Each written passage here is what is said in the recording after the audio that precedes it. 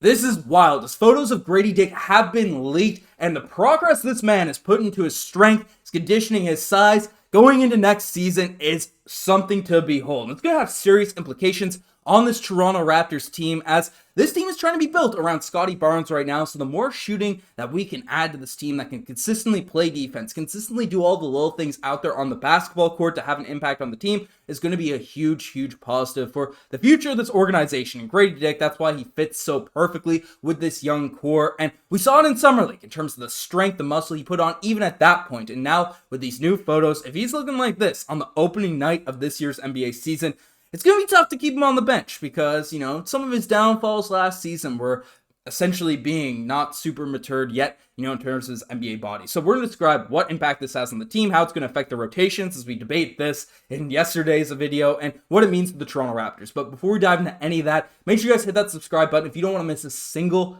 thing regarding this Toronto Raptors team. Very exciting year coming up with this Toronto Raptors squad. A lot of young guys getting into the mix. We're building something for the future. I'm coming live from the Habs Digest studio out here right now in Quebec City, so trying to take over all the Habs merchandise with some Toronto Raptors stuff. So shout out Josh and Habs Digest, you're a Montreal Canadiens fan. But basically, let's dive into the news. Let's dive into what's happening right now with this squad, because Grady Dick, this dude has a photo, we're a little dick photo, Grady Dick photo going around, going viral in Toronto Raptors land here now at this point. But basically, you can see it there. You saw the thumbnail earlier in the video, but this man is looking yoked here now at this point. Biceps are popping, the triceps are popping. We saw it out there in Summer League. He put on some weight, he put on some muscle. He said so much himself, essentially in the Summer League, coming out and directly saying that. We're going to let it ride. In a new studio. The Habs folks are trying to infiltrate what's going on. But essentially, Grady Dick said that I think I was about 205 pounds after the season. After a long season, and last week he weighed in at 214 pounds. And this was leading into Summer League, so probably the heaviest he's ever been, and he feels great, he feels good. So essentially, going into Summer League, visually we saw the muscle mass put on for Grady Dick watching those Summer League games. It was something that was widely talked about, widely discussed, and we saw how it impacted his game. Only played like a game and a half out there in Summer League, but when he was out there, especially in that first game, he was getting boards, hustling, and this is a positive we saw from Grady Dick over the course of last year. He was always in the right place. He was defensively just on the move, doing his best, putting all the effort out there, laying on the basketball court every single time. But obviously, being a rookie, smaller frame, three-point shooter, will get bodied a little bit. Need a little size, need a little strength to be able to bang with the NBA players. You're 19 years old coming to the NBA. That's kind of how it goes. But now, even in that game and a half of Summer League, it was very encouraging just seeing the way he moved and the way he crashes the glass in terms of hustle and energy. Now with a bit of extra weight put on, he was getting a ton of boards out there in those Summer League actions. So now, even with, and again, we'll pull up this image here again, how much bigger Grady Dick is looking here now at this point. We can expect a lot more boards, a lot more hustle, a lot more stuff coming in for Grady Dick. And that's the biggest thing about his game, because we took a look at Grady Dick last season, right? And got to watch him play. 9 points per game, 2 rebounds, 1 assist.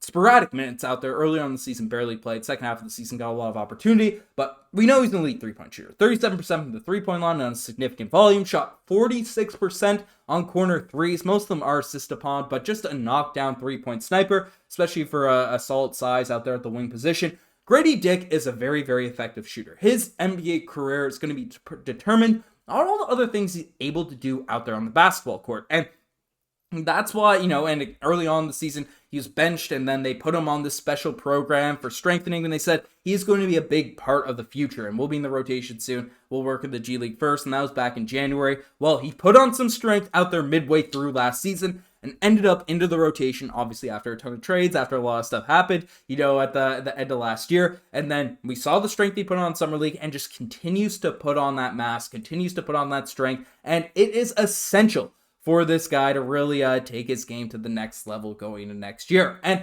just this picture coming out, I made a video entirely on it yesterday about whether or not he'll be the starter, where will he be in the rotation, because again, there's a lot of debates, there's a lot of discourse going on right now about how this starting lineup will look, and on opening night for the Toronto Raptors. Will we lean into the development? Will we lean into Grady Dick trying to be the future sort of three-point sniper for this franchise and sacrifice some stuff? Because, again, we know Immanuel Quickley, we know RJ Barrett, we know Scottie Barnes, we know Jakob Poeltl are going to be in that starting unit.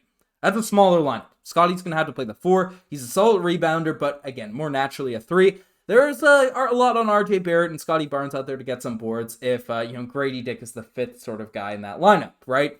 Bruce Brown is more naturally played that bigger than he sort of is position, with the Denver Nuggets, with the Brooklyn Nets over years past. So he feels like the more natural fit for the starting unit in terms of play-wise, in terms of experience-wise, and all those types of things. But if Grady Dick has the muscle, if he has the size he has on there now, and is able to get a ton of boards, is able to be effective out there on the defensive end, right? We can look at it. Like, bring up the stats here again, right? Grady Dick is a guy at 6'6", Bruce Brown is 6'4". So you're actually getting a little bit extra height for Grady Dick if he's able to really provide those things. Again, Bruce Brown averaged close to double the rebounds for Grady Dick, and compared to Grady Dick, less of a three-point shooter, but especially when he's healthy, is more of a natural defender and stuff, right? These two are probably the 1A, 1B in terms of the 5th man starting spot for the Toronto Raptors going into next year. I wouldn't be shocked. Like, I don't expect it, I don't project it, but we know the Raptors front office does love Ochai Agbaji, but he has struggled out there in the summer league and stuff, so a lot of Toronto Raptors fans have kind of written him off as a potential factor for at least the starting unit going into next season. But if Grady Dick is able to blossom, if he's able to build up his all-around game, and that's going to be huge for his ability to crack the rotation, be an impact player for this team next year. And